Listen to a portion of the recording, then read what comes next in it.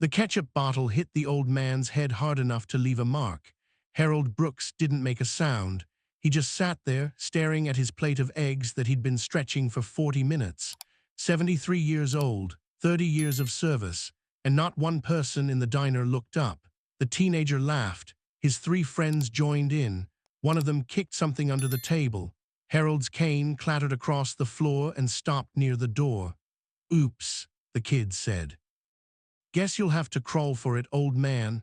Harold's hands shook, not from age, from the effort it took not to respond. The waitress walked past his table. She saw the ketchup dripping from his gray hair. She kept walking. The manager stood behind the counter, pretending to check receipts. This was the third time this week the teenagers had come in.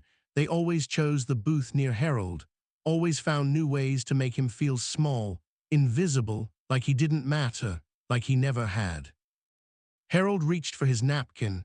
His breakfast was $6. He had 7 in his wallet. He'd been making it last.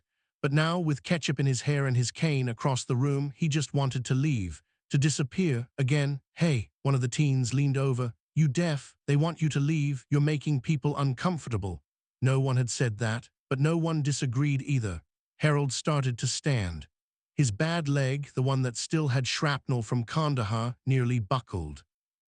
He gripped the table, took a breath, started the long walk to his cane.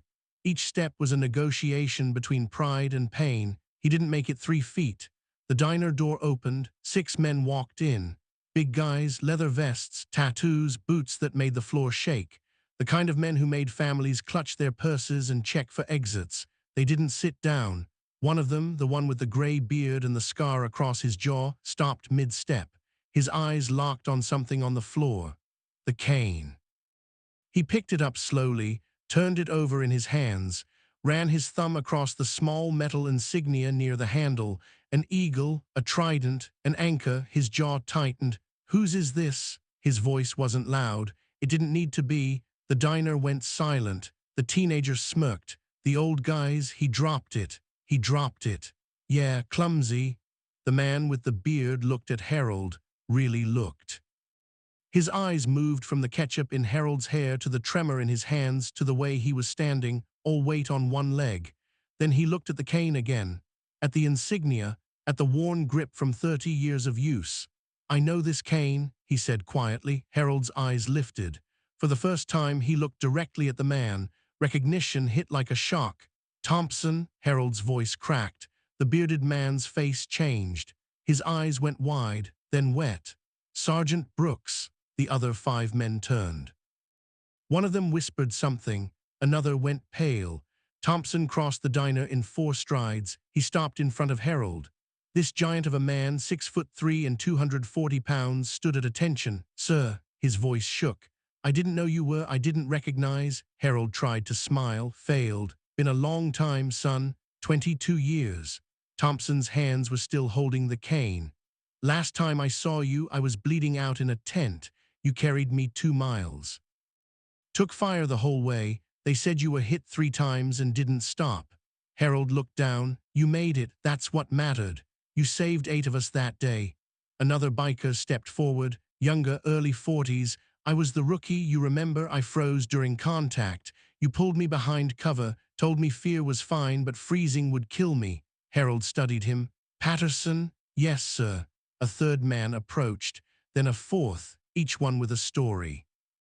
Each one with a memory of the old man who was now standing in a diner with ketchup in his hair and no one to defend him. Thompson finally looked at the teenagers. His expression went cold. "Which one of you did this?" The smirking kid's face went white. "Did what?" "The ketchup, the cane, all of it." "Dude, we were just messing around. He's just some old—" Thompson moved fast. He didn't touch the kid. Didn't need to. He just stepped close. Lined down. Let the kid see exactly what kind of man he was dealing with. "That old man has more honor in his pinky finger than you'll have in your entire life. He's a decorated combat veteran. Silver Star, Bronze Star with Valor, Purple Heart, 3 of them." His voice dropped. "And you hit him with a bottle." The teenager couldn't speak. "Stand up." The kid stood. So did his friends, all of them shaking. "You see these men?" Thompson gestured to the other bikers. Every single one of us served under Sergeant Brooks. Every single one of us is alive because of him, and we just watched you disrespect him in public."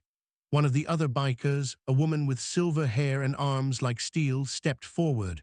"You're going to apologize, you're going to mean it, and you're never going to come near him again." The teenager looked at his friends, at the floor, at Harold. "I'm sorry," he mumbled. Louder, Thompson's voice could have cut glass. "I'm sorry, sir. I didn't know. You shouldn't have to know. You should treat people with respect, period." The kid nodded.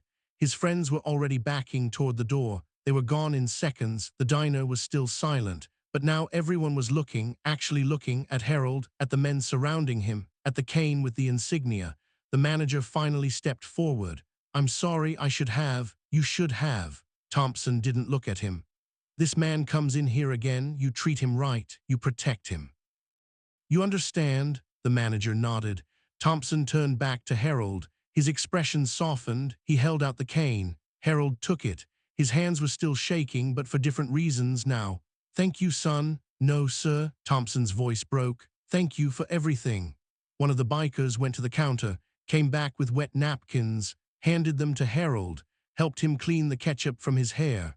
Another biker picked up Harold's cold eggs and ordered him a fresh breakfast. Real one, with coffee and pie. They sat with him, all six of them, crowded into the booth and the chairs around it. They didn't talk much at first, just sat, present, solid. Harold stared at his new plate, at the men around him, at his cane resting safely against his leg. "I thought I was invisible," he said quietly. Thompson shook his head. "You could never be invisible, not to us. We've been looking for you for years, sir. Lost track after you retired. Figured you'd moved away." "I did. Then I moved back, got quiet." "Not anymore." The woman biker smiled. "You're having breakfast with us every Sunday now, that's an order." Harold looked up. His eyes were wet. "I'm not your sergeant anymore." "Yes, you are." Thompson's voice was firm. "You always will be." When Harold finished eating, one of the bikers insisted on paying, wouldn't let Harold reach for his wallet. The waitress, the same one who'd walked past him earlier, stopped by the table. "I'm sorry," she whispered. "I should have said something." Harold nodded, didn't speak. What could he say? The bikers walked Harold to the door. Thompson handed him a card with a phone number. "You need anything, anything at all, you call day or night." Harold looked at the card, at the men around him, at the diner full of people who were now watching with something like shame. He stood up straighter, gripped his cane, not because he needed it for balance, because it reminded him who he'd been, who he still was. "Sergeant on deck," Thompson said quietly. All six bikers stood at attention. Saluted. Harold's hand moved on instinct, returned the salute, sharp, precise, the way he'd done 10,000 times before. For the first time in years, he felt seen, not as the old man taking up space, but as the soldier who'd bled for strangers, who'd carried the wounded, who'd earned every scar and every sleepless night. The diner door closed behind him, but he wasn't alone. Three of the bikers walked him to his car, made sure he got in safely, told him they'd see him Sunday. Harold sat in his driver's seat for a long moment. He looked at his cane, at the insignia, at the card with the phone number. Then he smiled, not because the teenagers had been punished, not because he'd been defended, but because for the first time in a decade, someone had looked at him and remembered, had seen past the tremor and the gray hair and the slow steps, had seen the man underneath. The Brotherhood never forgot, and neither would he. That Sunday, Harold showed up at the diner at 800 sharp. The bikers were already there, so was a table big enough for all of them. His breakfast was waiting, hot coffee, his name spelled right on the cup, and his cane rested against the chair, safe, respected, just like the man who carried it.